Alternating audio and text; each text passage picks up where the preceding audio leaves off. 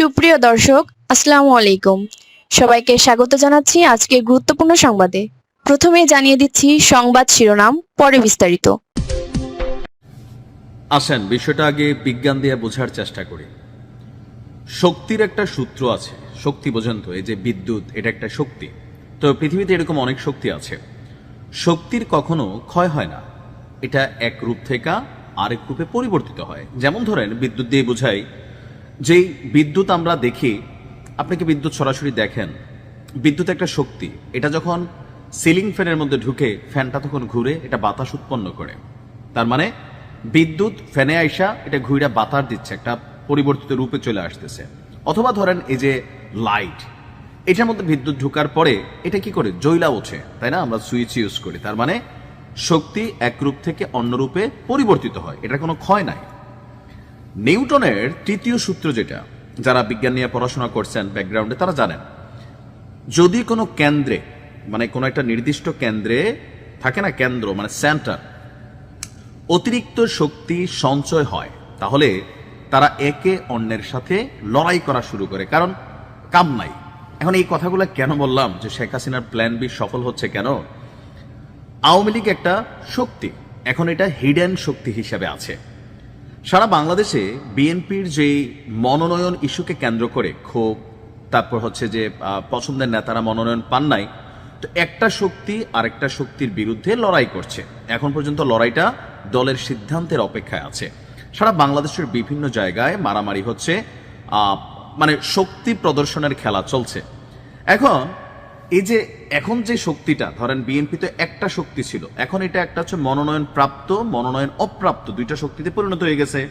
এখন মনোনয়ন প্রাপ্ত যে শক্তিটা, এটা অপেক্ষাকৃত ভারী, আবার যেটা মনোনয়ন পায় নাই তারাও অনেক জায়গায় ভারী। এখন এই দুই শক্তির খেলায় আরেকটা শক্তির তাদের সাপোর্টিং দরকার হয়, সেটা হচ্ছে আওয়ামী লীগ, যুবলীগ, ছাত্রলীগ।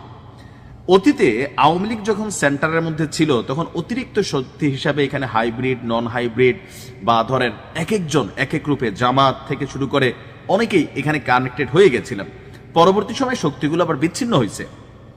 বাইচা থাকা অবশিষ্ট যে আওয়ামী লীগের শক্তি, এইটা আসলে এখন রাজনৈতিক দলগুলোর কাছে খুবই গুরুত্বপূর্ণ, যার কারণে শেখ হাসিনার নির্দেশে হোক অথবা প্ল্যান বি হিসাবে হোক, এই শক্তিগুলো এখন আবার মূল যে শক্তি বিএনপি বা জামাত ইসলাম, তাদের মধ্যে ঢুকে যাচ্ছে। তবে নজর কেড়েছে যে নিউজটা, নিষিদ্ধ ছাত্রলীগে তার যে পদ পদবি ছিল, ছাত্র দলে এসে সেই পদ পদবি থেকে আরো বড় পোস্ট পেয়েছেন। আর এই ঘটনাটা এই মুহূর্তে সোশ্যাল মিডিয়াতে ভাইরাল, যে আমাদের কুমিল্লার ব্রাহ্মণপাড়া উপজেলার আসাদনগর আব্দুল মতিন খসরু কলেজে ছাত্র দলের যে কমিটি হয়েছে, সেই কমিটিতে এসে প্রমোশন পেয়েছেন একজন ছাত্রলীগ নেতা। এটা আমার এলাকার ঘটনায়, পাশের থানা। তিনি হলেন ইমন রানা ভুইয়া। এর আগে ইমন ছিল ব্রাহ্মণপাড়া উপজেলা মালাপাড়া ইউনিয়ন ছাত্রলীগের সহসম্পাদক। এখন এই পদগুলা কি খুব বেশি গুরুত্বপূর্ণ ছিল? না। আওয়ামী লীগের সময় সর্বশেষ পর্যায়ে আমার এই এলাকায় বুড়িচং ব্রাহ্মণপাড়া আমাদের একটা নির্বাচনী এলাকা, কুমিল্লা 5, এখান থেকে আবার মনোনয়ন পাইছেন জসিম ভাই। আর অতীতে এই জায়গা থেকে আওয়ামী লীগের সময় 41 জন প্রার্থী, এমপি প্রার্থী কিন্তু এখান থেকে দাঁড়াইছিল। কতজন? 41 জন। আপনি ভাবতে পারেন, সবাই এমপি হইতে চাইছে, যে যেমনে পারছে টেকনিক্যালি। কিন্তু দিন শেষে এখন যখন এই একটা নেগেটিভ সিচুয়েশন আওয়ামী লীগের, এখন কয়জন প্রার্থী সেই 41 জনের মধ্যে আওয়ামী লীগের কথা বলে, সেইটাও কিন্তু নিশ্চয়ই দল ফোকাস করে। যাই হোক, আমরা কথা বলছি এই ইমনের এই পোস্টটা যখন আসছে, তখন সামাজিক যোগাযোগ মাধ্যমে বিষয়টা ছড়িয়ে পড়ে, যে কমিটি অনুমোদনের প্রায় 1 মাস পর গত 20 নভেম্বর সামাজিক যোগাযোগ মাধ্যমে ছড়িয়ে পড়ার পর বিষয়টি নজরে আসে আব্দুল মতিন খসরু কলেজের ছাত্রদলের সিনিয়র সহসভাপতি ইমন রানা ভুইয়ার। তাৎক্ষণিকভাবে প্রতিক্রিয়া তারা বলেন যে তারা এই বিষয়টি অবগত নয়, তারা সাধারণ ছাত্র বলে দাবি করেন। কিন্তু এই ইমন ভুইয়ার ব্যাকগ্রাউন্ডে যেটা দেখা গেছে, ব্রাহ্মণপাড়া উপজেলা মালাপাড়া ইউনিয়ন ছাত্রলীগের সহসম্পাদক পদে ছিলেন। এছাড়াও কমিটির সহসভাপতি করা হয়েছে জুবায়ের ভুইয়াকে, তিনিও নাকি মালাপাড়া ইউনিয়ন ছাত্রলীগের কমিটির সদস্য ছিলেন।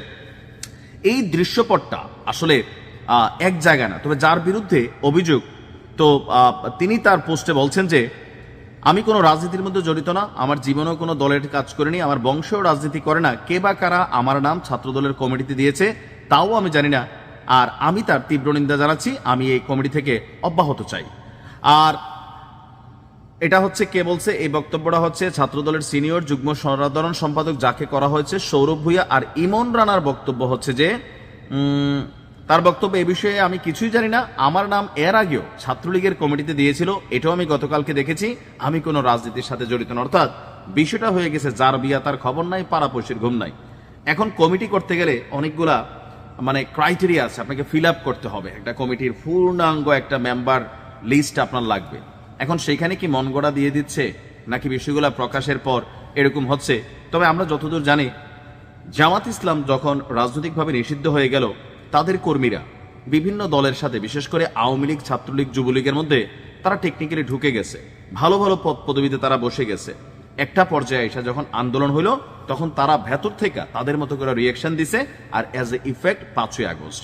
এখন আওয়ামী লীগও কোথাও না কোথাও তাদের প্ল্যান বি হিসাবে তারাও কিন্তু এতটুকু বুঝতে পারছে যে আগামী অন্তত 5 বছর বিএনপির এক টার্ম বা জামাতের এক টার্ম যারাই ক্ষমতায় থাকবেন তারাই নির্ধারণ করবে আওয়ামী লীগ কিভাবে ফিরে আসবে।